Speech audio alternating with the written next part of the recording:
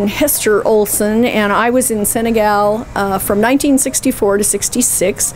I was a social worker, but it sounds better in French. Assistante sociale, directrice de le centre social in Thiès. Thiès was on the Dakar Mali Railway, which was very important in the colonial days. And being there in the 60s, this was just after independence from France.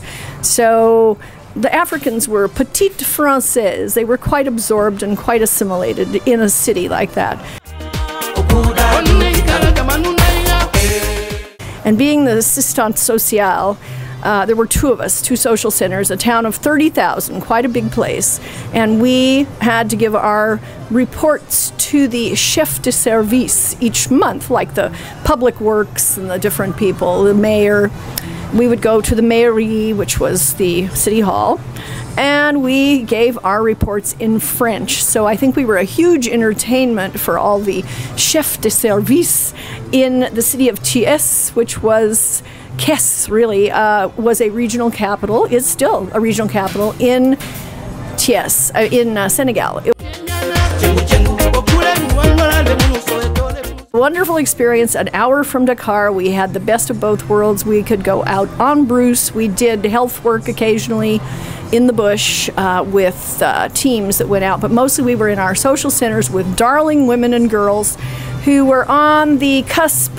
They were illiterate, but in 64 to 66, the young girls were beginning to go to school and become educated. So the teenagers were not literate, but they were street smart and they were fun. So it was a very good group.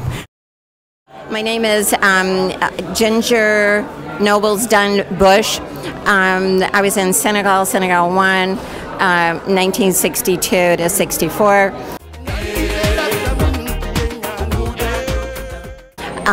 And I served in Dakar teaching English as a second language and the French Lycée van Vollenhoven. I'm Nancy McQuiggan McLucas. I was with the Peace Corps from 1965 to 1970. Spent the years of 66 to 68 in Senegal.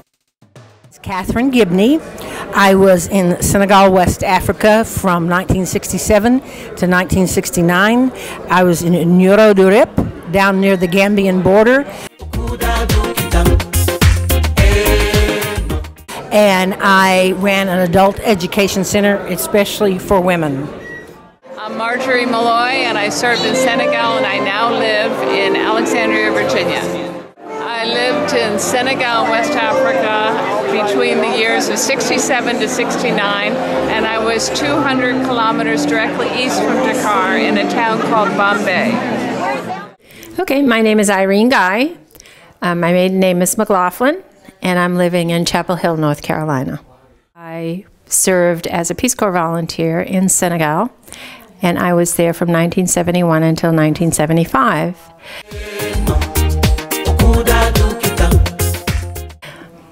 The thing that I most remember about Senegal is my husband, as I brought him back with me from Senegal.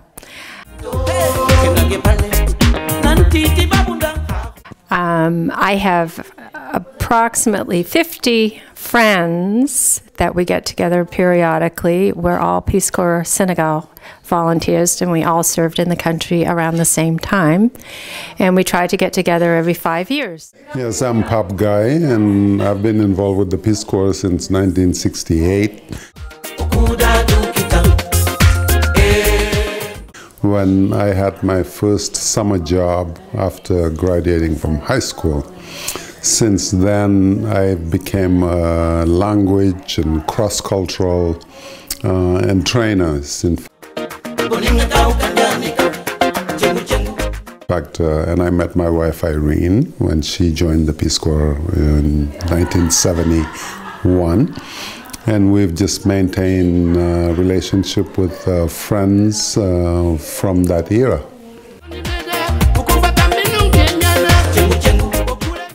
I now live in Chapel Hill, North Carolina, and I run an international NGO called IntraHealth International.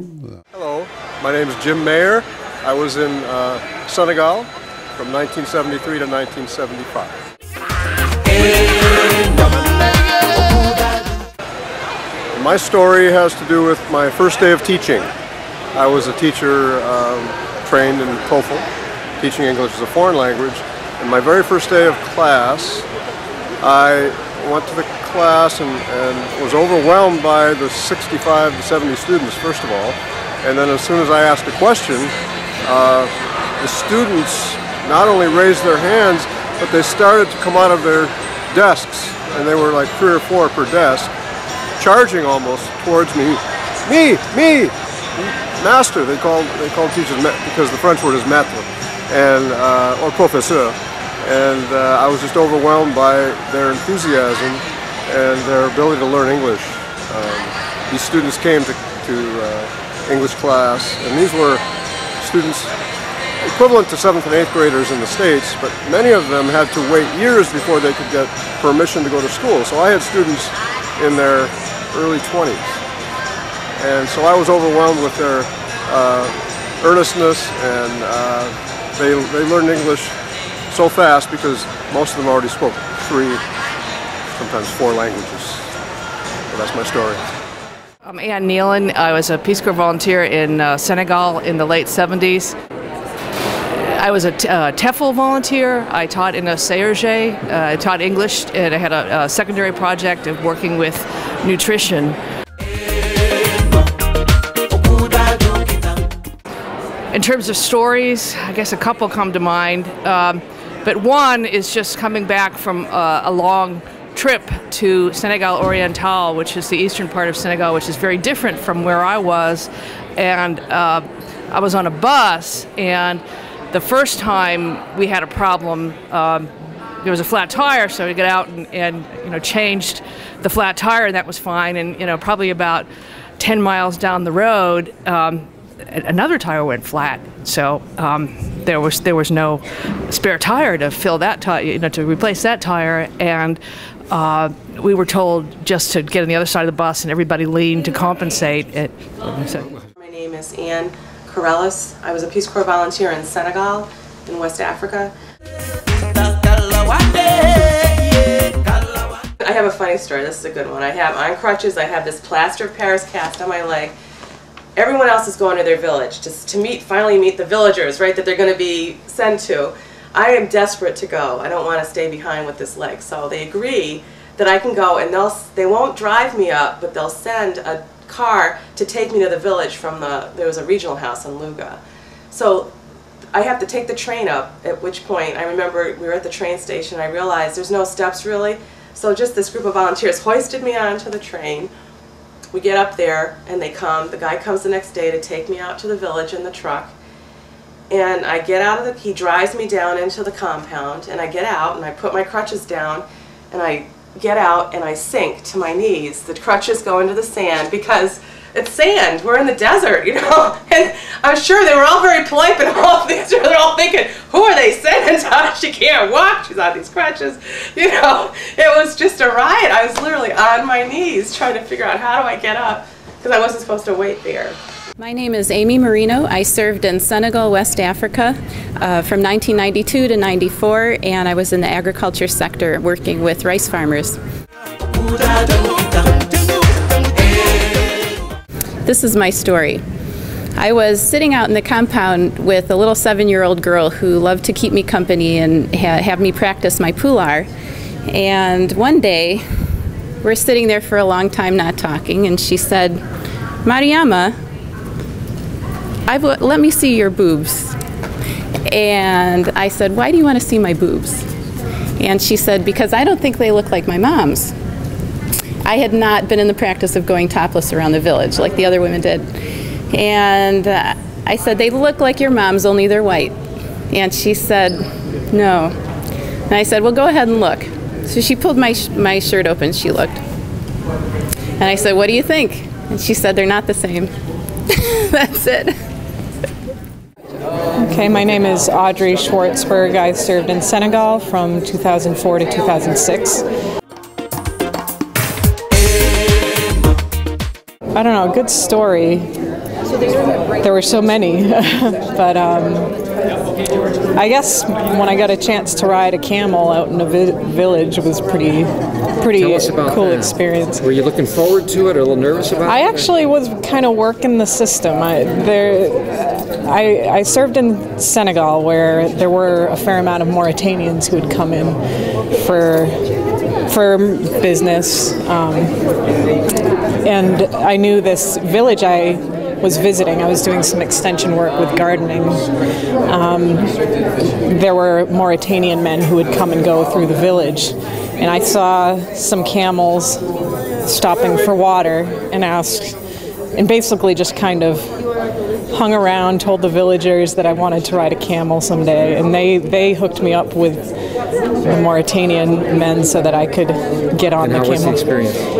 It was amazing. You know, it definitely wasn't a tourist experience. I was out there in the middle of nowhere with this camel that was, you know, braying or whatever camels do, and it was kind of a rocky little ride. And then afterwards, I got to drink some milk from the camel, which was pretty neat. A little salty, but it was good. So yeah, that was toward the end of my service when I started kind of, you know, I had the courage to kind of push for an experience like that instead of letting it pass me by. So it was fun. What a great lesson to learn to push. My name is Stephen Turnbull. I was a Peace Corps volunteer in Senegal, West Africa, 2010 to 2012. And I was in Joal, Fadjou, which is a peninsula island town close to Mbour. I think about the time that my mom and sister came to visit, and at that point I'd been there for a year, and I was kind of used to public transport and getting around. So at that point, being on public transport didn't really faze me, and so we got onto what they call an all-hum, which is a giant bus crammed full of, you know, 30, 40, 50 people, and it was the three of us going to the next town over, and there happened to be 3 spots left on this bus. So without thinking, I got super excited, like, yes, we get to leave right now. So I just jumped on and then turned around and saw the look of horror on my mom's face and my sister's face as they like crawled through this tiny vehicle that was teetering on the road. And I saw my mom whisper the words, "I hate you for this," to me from the back of the bus. So that was a moment when I realized that I had, you know, integrated and become used to the culture and kind of, you know, left behind my American roots for a little bit. But my name is Albert. I'm stationed still in Senegal, West Africa. I'm a health volunteer, or was a health volunteer. I'm currently now in Dakar, the capital of Senegal, working with my Associate Peace Corps Director as a Peace Corps volunteer leader. You know, I can tell you that the motto that I've been kind of just living by my entire service was from my LCF, our language and culture facilitator.